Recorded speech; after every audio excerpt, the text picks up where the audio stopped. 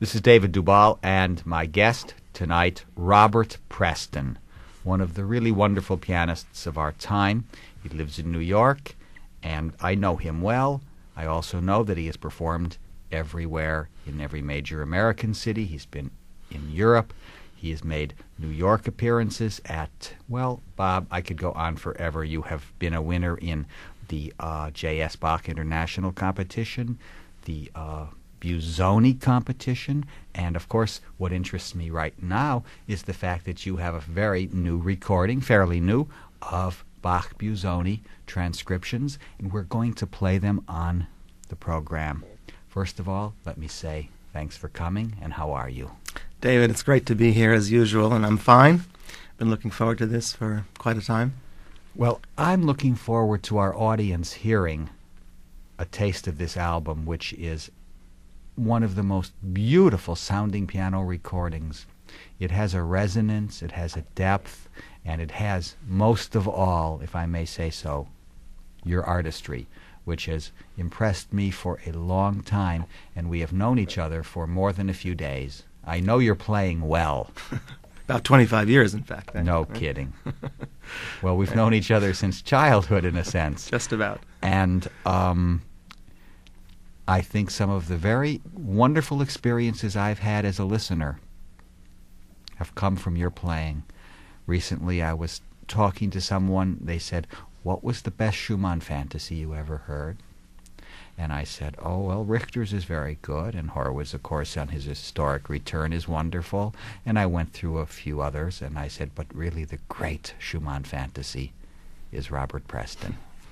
David, thank you so much. That's a work that is very close to my heart, and actually it's something that I hope very much that I get a chance to record someday. I've played it a lot, as well as the Chreisleriana, and I would like it someday to do them back to back, if that's possible. I think it'll make a wonderful album and a very special one. There's a little problem, of course, with back-to-back Chreisleriana and Fantasy, is that they're so large. So long, and makes sound quality a bit of a hazard. Yeah, I would prefer you. Well, you know, CDs are coming their way. I think that's the possibility for this coupling. We should have to look toward that, no? Yeah. Well, I think that your Chreisleriana, again, is one of my great listening experiences. You have been, well, let's find out really a little history of how you came to this new recording on Spectrum of the keyboard transcriptions of Busoni. For a long time, they thought Bach-Busoni was a human being on his own. Yes, many people have said that. Actually, the history of this is really quite fascinating, and I'll just try to tell it to you as briefly as I can, because oddly enough, it goes back the 25 years of our friendship, and somehow, as I look back on it, I think all of these pieces on the album, in some way or another, were destined to come together. It's almost as if this album had to be. We were both in Juilliard back in 1960 when Gilels, do you remember, made a visit to the school and played for the students and played the Prokofiev Eighth Sonata. Mm-hmm. And then as an encore, he shocked everyone by playing this absolutely extremely beautiful little prelude of Bach in a transcription by Siloti. In fact, at the moment, at that time, no one really even knew what it was. The whole hall was buzzing, what's that, what's that? Mm-hmm. And upon a lot of research, we found that it wasn't even available in print in this country. That was my first hearing of that little Siloti transcription, that Bach prelude, which is on this album.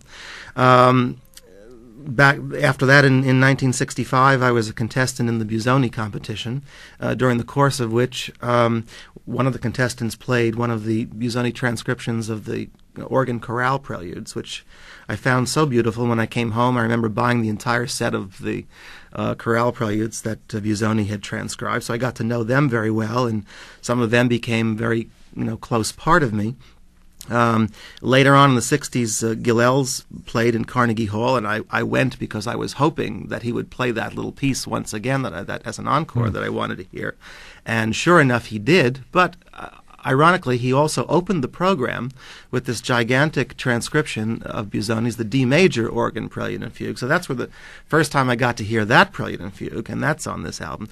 I went out and I learned that piece because I was crazy for it.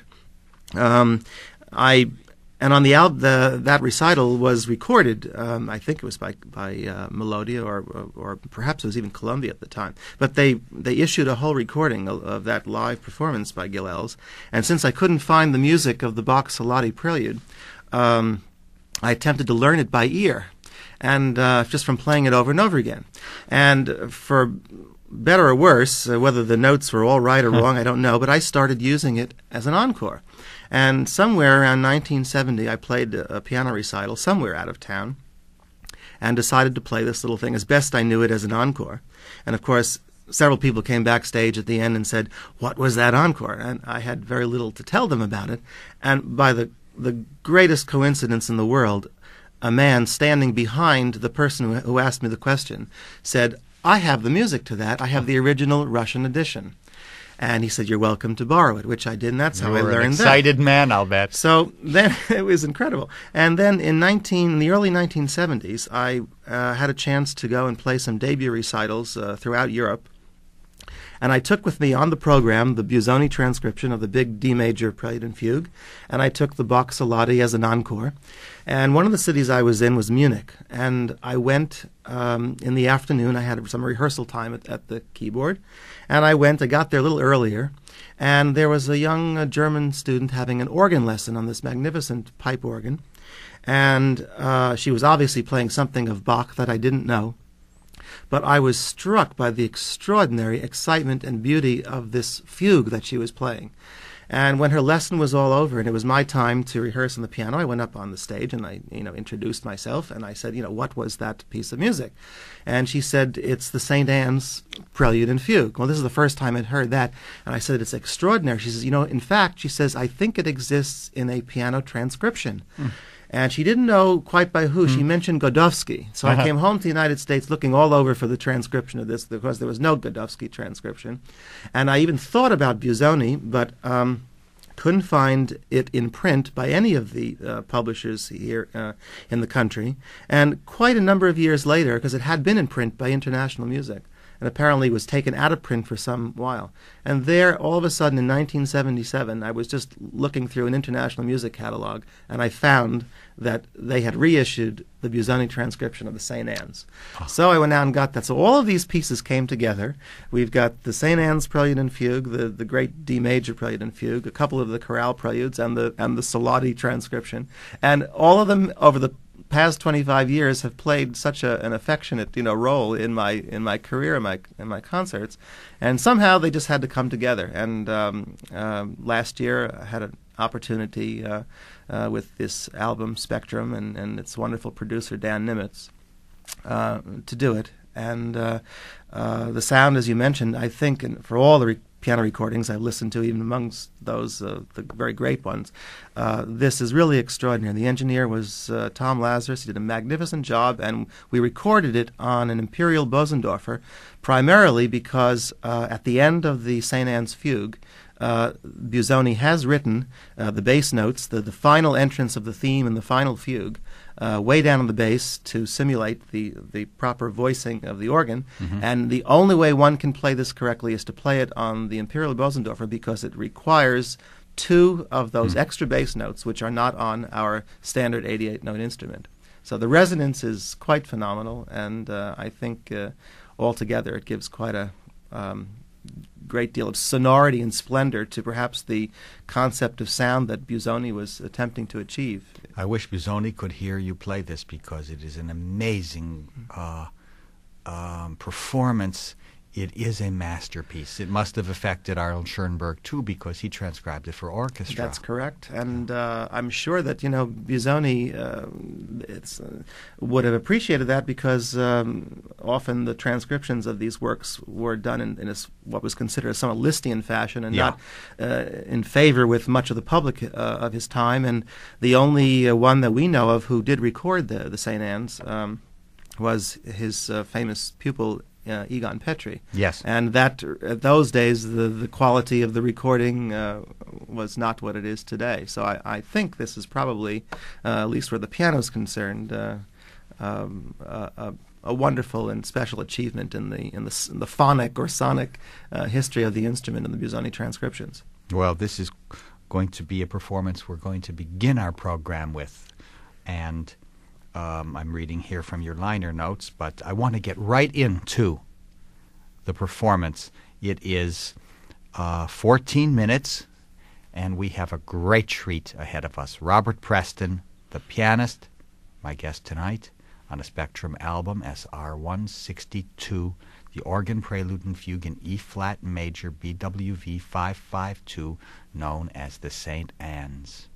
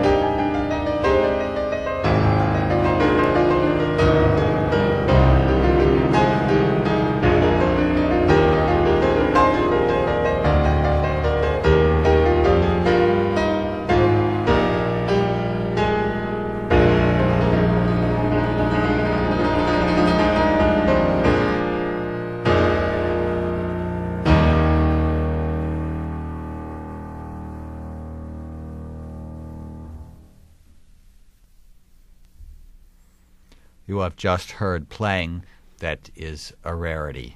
The Bach-Busoni organ prelude and fugue in E-flat, the famous St. Anne's, in the hands of my guest, Robert Preston. We are exploring his new Spectrum album of Bach-Busoni and other transcriptions of Bach, and we'll be right back after this message. Robert Preston is my guest. I'm David Dubal, and we have been hearing from his new album.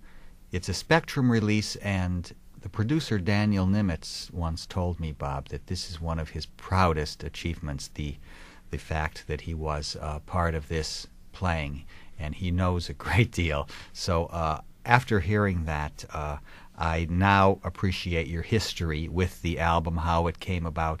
Each piece means something to you, either a search or an inspiration. That's very true, as I said before. And gosh, I'm having a thrill here because it sounds so magnificent on your equipment here in the studio. Yeah. It's wonderful. Yeah. Frankly, I got up during it to turn the lights off because it's almost sacrilege to, have any blaring lights on in the studio. That fugue opening, I think, is one of the most beautiful things that Bach created. What an extraordinary mood and set of harmonies. And I think, people who have the album or find the album find that I wrote what I think is an interesting statement about the attitude towards transcriptions themselves. But knowing that all of this really was written for organ, it's amazing what the piano can do with it. As I say on the back of the album, Bach's music is so universal. It's been, as you know, transcribed for so many different media, and it's amazing to see how the power and the profundity of the music itself always comes through, no matter what medium it is cast in. Yes, Bach has the universal stamp. Very few have that stamp. I really can't wait to hear the Bach-Siloti, because your story was so intriguing, and the way, of course, the music came to you in a way, and I think you'll understand what I'm saying. When one loves a piece of music, and heavens knows that we sometimes have trouble finding pieces that we want, and we can, scream even at librarians, who won't let us Xerox something because it was so-and-so date and things like that. But I've discovered that when you love a piece very much, the music finds you somehow.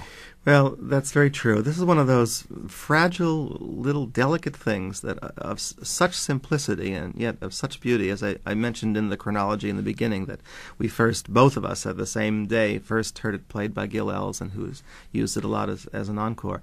The origin of the piece really comes from a set of preludes and fugues that Bach wrote for one of his children.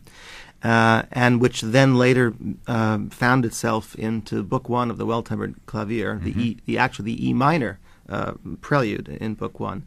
And Siloti transposed it to the key of B minor. He took what was the left-hand running figure in the bass in Bach's version, put it in the right hand, and put simple chords, the same harmonic structure as Bach's, underneath it, and then produced a beautiful original melody which comes around in the second playing of it. And at first, the listener is going to feel that this is a very simple, almost what seems like a notey kind of exercise. And then all of a sudden, when it comes to the point that it's repeated, and this melody comes out of the middle voice out of nowhere and harmonizes with the rest, it is just a breathtaking moment. I do know that people go to Gilel's recitals only hoping that only with that chance. That's yes, true. Not to say that he's not a very great artist. I think his whole programs are worthy of listening. But this piece, I tell you that I know we'll have letters on it, and people will write me and say, Mr. Dubal, please tell me the record number. So of course I will now. But this won't stop the mail, and I welcome all people asking me anything. Except, a few things like, what did I hear on the air 14 years ago at 3 o'clock? It seemed like something like Tristonian or something like that. I don't answer those letters. Bob, we are now ready to hear the Alexander Siloti transcription of this prelude in B minor in your hands. Thank you.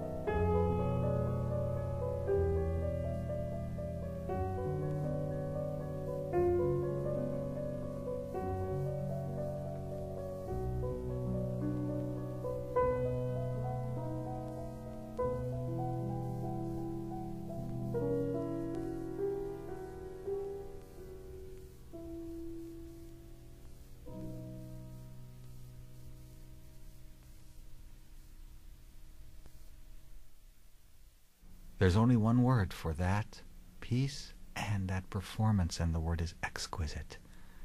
The B minor prelude, Bach-Siloti. Performed is an inadequate word for something so intimate. So I'll say Dreamed by Robert Preston was my guest tonight, and we're listening to his album on Spectrum, SR 162 of keyboard transcriptions, mostly Bach-Busoni. That was Siloti. And we are going to hear another Bach-Busoni soon. But I want to talk about this, Bob, Robert Preston. You are not only an artist as a pianist, maybe one of the great Schumann players in the world. And of course I am a close friend of yours, so I am prejudiced, but I'm also an objective listener, as you know. Now, you are also an artist as a photographer, and on this very album is one of your wonderful works. It's from the Great Sand Dunes National Monument in Colorado, and it's an effective, to say the least, record cover. Let's talk a bit about you, the photographer, because I know that you do not only landscape, but you do portraits. Both. Photography has been a part of my life, again, for about 25 years. It's I don't even know how it even came about. It's always been an interest of mine, which I pursued on the side and with great dedication and willingness to learn, eagerness to learn. And by a very, very strange fluke, I discovered along the way, starting about 15 years ago, that the majority of the greatest landscape photographers of this century have all been professional musicians or studied music seriously at one time in their life. And little by little, I got to know them and to work with them in the darkroom and to share music with them. And I'm for those who know photographers, I suppose there is hardly anyone out there who doesn't know Ansel Adams, who he studied with you, didn't he? Not Ansel, Paul Caponegro. No, but I mean Ansel Adams studied piano with you. He loved the piano, didn't he? He loved the piano. Ansel was trained to be a concert pianist. In fact, when he was 23 years old, he had decided to become a pianist as his main profession. On your wall is a very inspiring card he wrote to you. Well, we had a correspondence, the two of us, which lasted about 5 years. And just the year before he died, he knew of this album. Bach was his favorite composer. He did know of the album. Oh, yes. Oh, how wonderful. Oh, yes, and wrote me very much about it. And as a result of the album, invited me out to the house in Carmel, and I played a recital on his Mason and Hamlin piano, which went way back to 1925. And we looked at photographs together and ate sushi together. But he's only one among many. And Paul Caponegro is another Paul one Caponegro, that you know. Don Worth. Many of the people that I've known have all been darkroom assistants at Ansel Adams. So a lot of my photographic training has been, through their mentorship. And I've always been interested in people. I love people, and I love to photograph people. And I always used to do it as favors for my friends. And it started to grow, and many, many people are asking me to photograph them. So well, let me it's say become this, a side profession. I want to say it. I know what you're going to say, because for you listeners out there, this man, Mr. Dubal, has just written a magnificent book, which only came out last month, and published by Summit Books, Reflections from the Keyboard. And I had the great pleasure of doing your photograph of the jacket cover. I wasn't going to actually give a plug for the book. I thank you. However, I was going to say that the best pictures ever taken of me are by far and away yours. I mean, when I looked at, I said, "This is me." Well, you have such an interesting face, and one that's very fascinating to photograph. And of course, knowing you as I have for so many years, I think I have an insight into your personality, which was a big Bob, help. it was really quite wonderful, the session that we spent, and seeing a real master. I had never worked with a quote artist photographer. To me, pictures are, I don't even know what a Polaroid is yet, and I can figure nothing out. I once, had a brownie, and I ruined it in one day. I don't know how. So it was really a revelation, and I mean this, to see an artist photographer work? Because Well, with I good had never lens thought and, of all of the things that go on. good craft and good exposure and development and printing techniques. The black and white print is an extraordinary thing. I think that's the thing that actually turned me on to photography in a very serious way. I must say, just in connection with this, that all of these photographers, even Wynne Bullock and Don Worth and Oliver Galliani, the list goes on and on. It's amazing. All were great lovers of music and understood the relationship between musical elements such as rhythm and harmony and so on, as they related to the photographic print, in a sense of harmonization of tones, the total understanding of the spectrum of the grayscale from all the way from white to black, and Edward Weston, one of the great photographers and one of the masters of that whole West Coast school of photography, said about his photographs that he always knew he had made a great print when he could sense a Bach fugue in the photograph.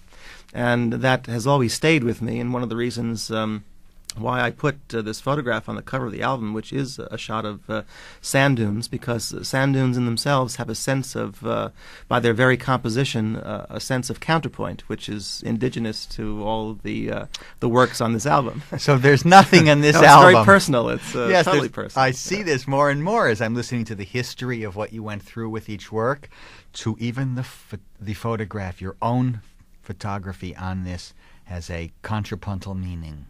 Fascinating. Well, it makes me want to play from the album again. Well, I think the next work that I've chosen to play is possibly my favorite. Well, I know what you feel about the Bach-Siloti, but this is also one of my favorite moments, and I think one of the deepest of the organ chorale preludes that Bach wrote. Now comes the Gentile Savior, and I think it epitomizes the religiosity of the man Bach.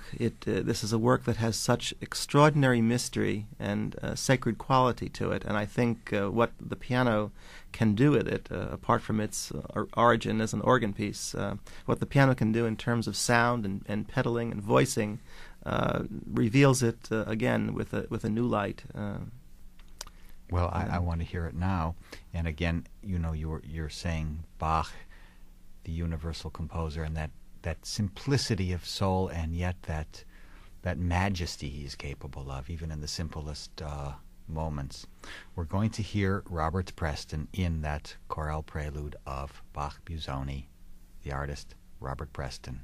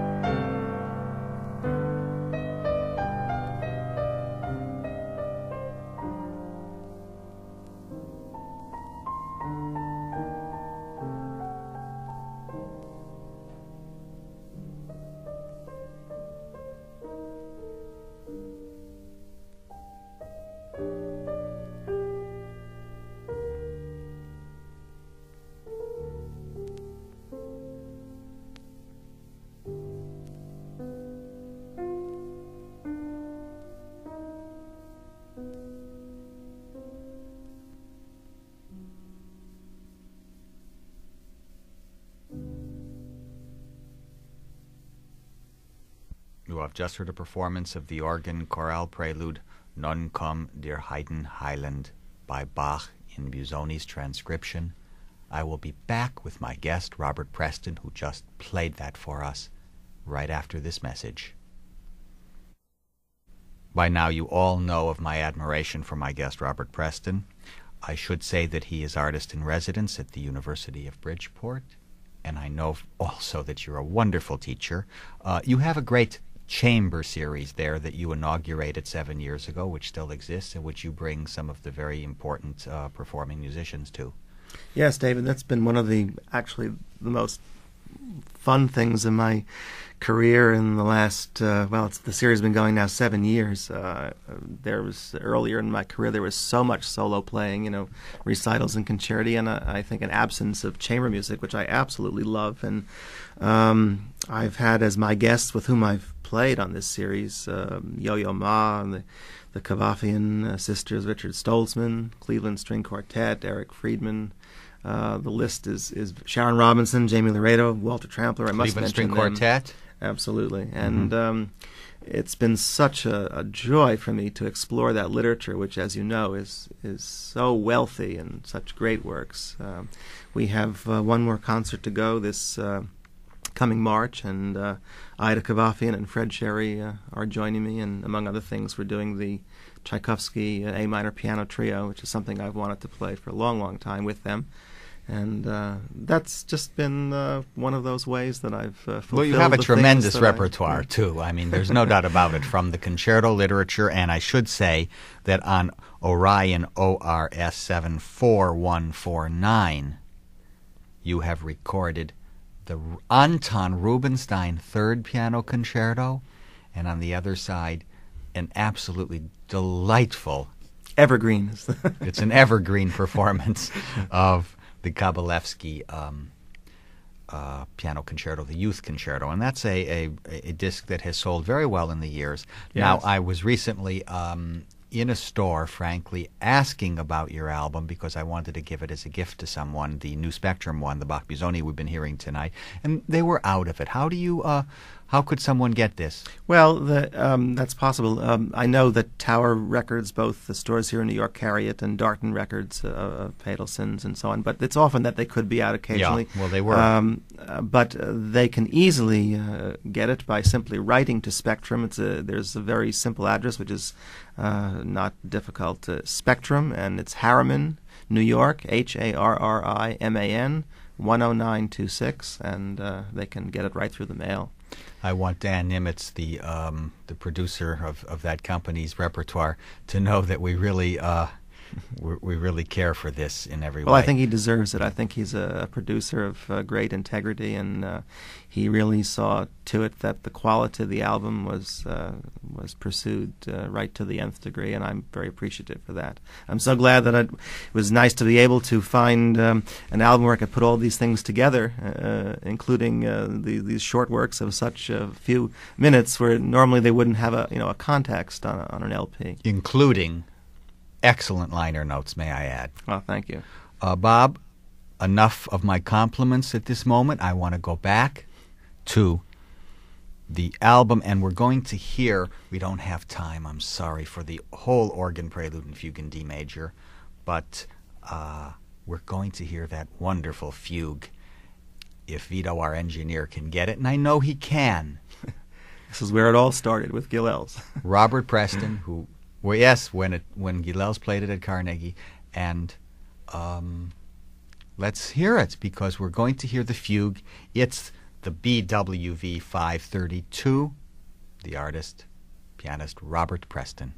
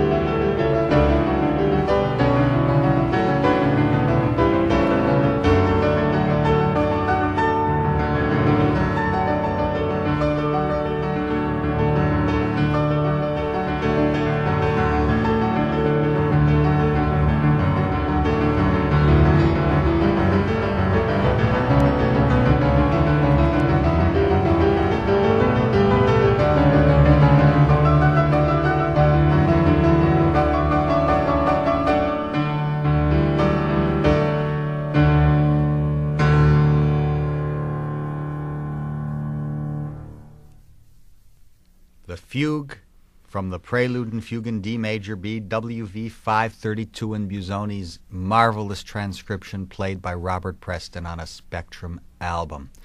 Robert, that is a cumulative effect. Yes, cumulative is the word.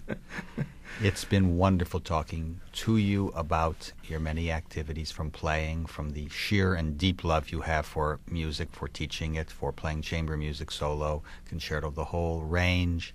And also I'm glad to talk to you about the fact that you are a wonderful photographer, and that I wish you the greatest luck in that profession also, because you're a duo profession human being. Thank you, David. It's been a pleasure to be here, and I appreciate sharing these things with you. And I wish you great success with your book. Thank you. I would love to have it. Robin, I wish you great success with all your endeavors. This is David Dubal. Thank you for listening.